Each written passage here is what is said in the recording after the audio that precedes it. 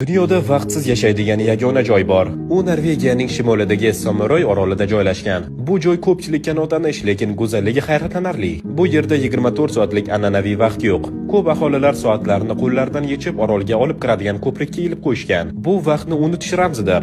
Agar yozda bu orolga tashrif buyursangiz 69 kun davomida quyosh botmasligini ko'rasiz. Qishda esa 70 kundan ortiq tun bo'ladi.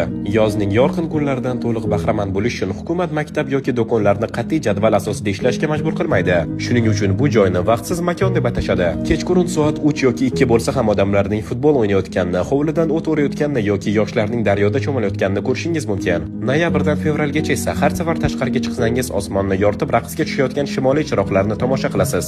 Go'yo dunyoning oxirida ertaklar olamiga kirib qolganingizdek. Shu sababli Someroy eng go'zal Aura oroli. Bu yerda hech kim sizni shoshiltirmaydi, chunki ertalab soat nechida degan tushuncha yo'q. Bu yerda hammasi sizning kayfiyatingizga bog'liq. Ovqatlanish ham, uxlash ham. Shunday